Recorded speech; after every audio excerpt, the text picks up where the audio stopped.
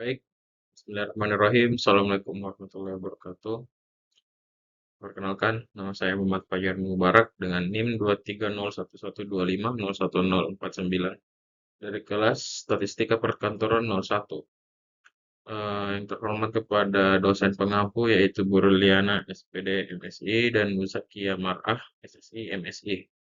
Eh, Penelitian atau tugas proyek yang saya lakukan itu berjudul Peramalan Tingkat Inflasi Harga Konsumen Nasional Bulanan di Indonesia menggunakan model Arima Box Jenkins. Baik, langsung saja ke latar belakangnya, yaitu inflasi merupakan indikator penting dalam kebijakan ekonomi karena berdampak pada daya beli, investasi, dan stabilitas ekonomi. Peramalan inflasi diperlukan untuk membantu perencanaan ekonomi oleh pemerintah dan swasta. Nah, selanjutnya itu BPS mengukur inflasi melalui indeks harga konsumen atau IHK yang mencerminkan perubahan harga barang dan jasa rumah tangga. Analisis data historis IHK menggunakan metode statistik seperti ARIMA, Autoregressive Integrated Moving Average, dapat mengidentifikasi pola dan tren inflasi masa depan dengan secara lebih akurat. Model ARIMA dikenal lebih efektif dalam peramalan data direct waktu, terutama dalam konteks inflasi. Baik, selanjutnya pada tujuan penelitian ini bertujuan untuk menganalisis pola historis inflasi harga konsumen nasional bulanan di Indonesia. Dan kedua, menggambarkan model ARIMA Box Jenkins untuk peramalan inflasi di Indonesia. Yang ketiga, mengevaluasi keakuratan model ARIMA dalam memprediksi tingkat inflasi.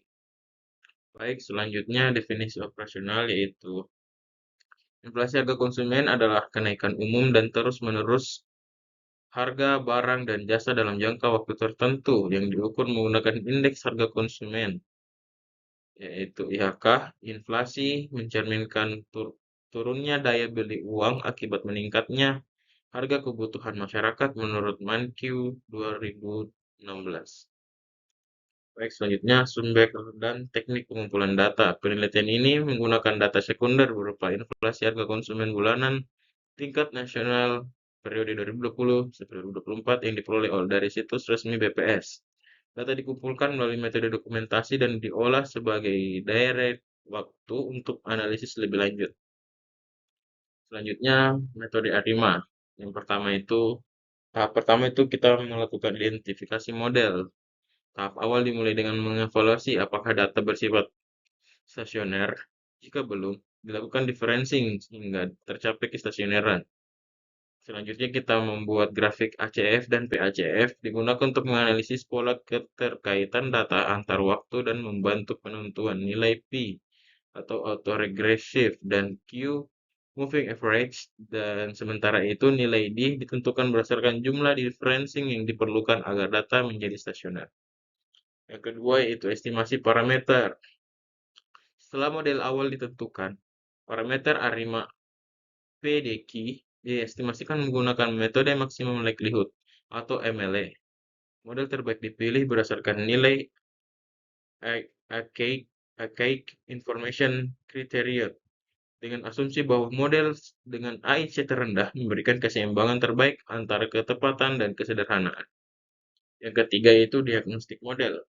Model yang dibentuk dievaluasi melalui analisis residual seperti untuk memastikan kesesuaian. Residual yang baik harus bersifat white noise, bebas autokorelasi dan berdistribusi normal.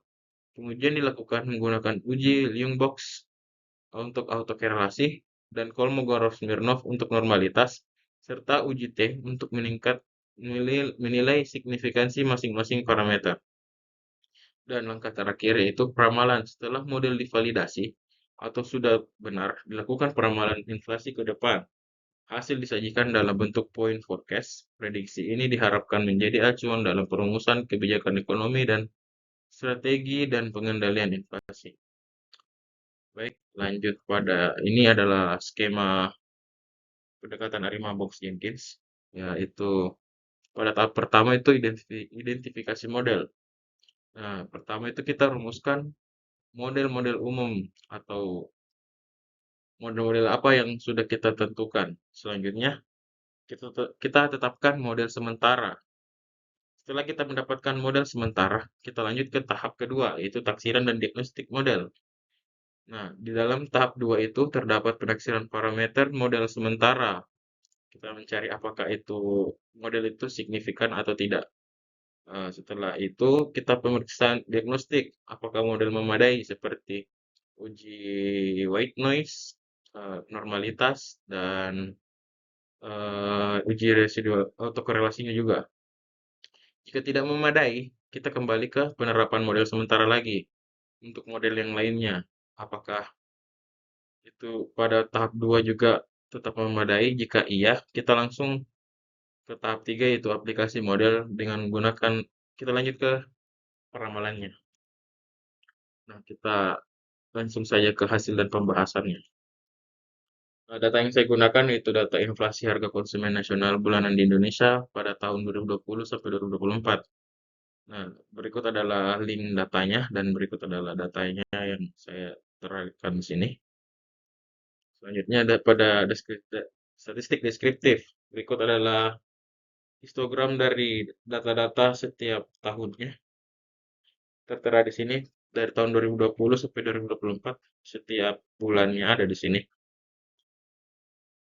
Nah, interpretasi dari histogram tersebut itu data menunjukkan adanya lonjakan inflasi pada bulan-bulan tertentu seperti Maret, April, Juni, dan September 2022 yang lebih tinggi dibanding tahun lainnya. Pola ini menunjukkan dipengaruhi oleh faktor musiman, kebijakan ekonomi, atau kejadian eksternal. Peningkatan inflasi juga terlihat pada akhir tahun November sampai Desember, yang mungkin disebabkan oleh meningkatnya permintaan menjelang musim liburan. Baik, selanjutnya ada berdasarkan tadi di histogram yang tadi, inflasi terendah tercatat pada Agustus 2022 sebesar min 2 min 0,21. Itu bisa dibilang deflasi karena harganya menurun. Sedangkan inflasi tertinggi terjadi pada September 2022 sebesar 1,17. Selama periode observasi, rata-rata nilai inflasi bulanan berada sekitar 0,21%. Baik, untuk kita lanjutkan pada bagian pembentukan model peramalan inflasi harga konsumen. Yang pertama-tama kita identifikasi model terlebih dahulu. Berikut adalah plot time series dari inflasi harga konsumen yang tertera di sini. Selanjutnya kita identifikasi model terlebih dahulu. Karena plot data inflasi menunjukkan adanya fluktuasi pada beberapa titik, khususnya menjelang observasi ke 30. Meskipun demikian, pola yang tampak mengidentifikasikan bahwa data telah bersifat stasioner atau tidak ada tren atau apalah itu. Baik dari segi rata-rata maupun variansi. Untuk memastikan hal ini, analis dilanjutkan melalui grafik ACF dan PACF guna menguji sifat stasioner secara statistik. Berikut adalah plot ACF dan PACF-nya. Nah, interpretasinya yaitu berdasarkan grafik ACF dan PACF, data sepenuhnya stasioner. Grafik ACF menunjukkan autokorelasi tinggi pada leg awal dan cut off pada leg 1, sedangkan grafik PACF tidak menunjukkan pola pemutusan yang jelas dan cenderung fluktuatif. Meski demikian, tidak diperlukan proses differencing karena data sudah cukup stabil. Berdasarkan pola ini, model sementara yang diduga adalah Arima 001.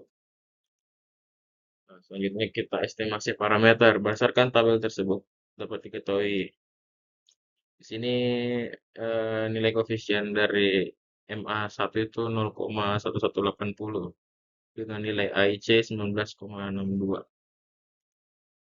Selanjutnya kita pemeriksaan diagnostik terlebih dahulu. Yang pertama uji signifikansi parameter. Uji signifikansi parameter itu kita lihat di sini dengan p-value-nya itu 0,3304 dengan metode ARIMA 0001.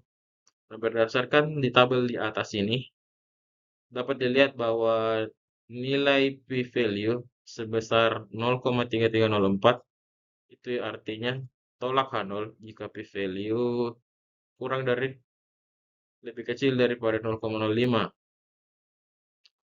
Karena ini lebih besar dari 0,5 sehingga dapat disimpulkan bahwa parameter untuk model ARIMA 001 itu signifikan.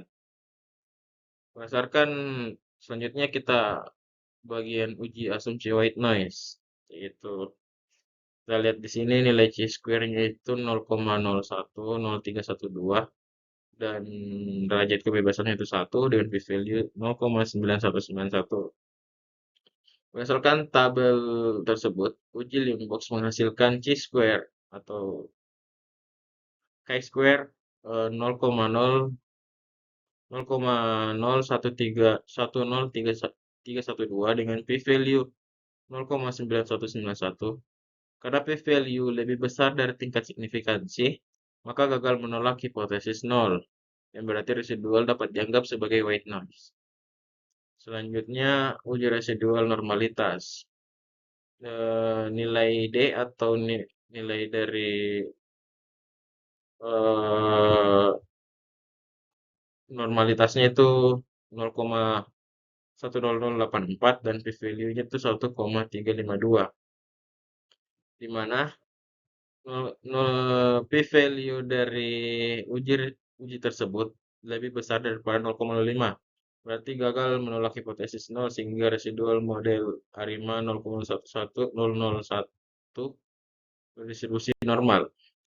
Selanjutnya pada bagian peramalan. Berikut adalah hasil dari peramalan untuk bulan Januari sampai Desember. Dan berikut adalah plotnya.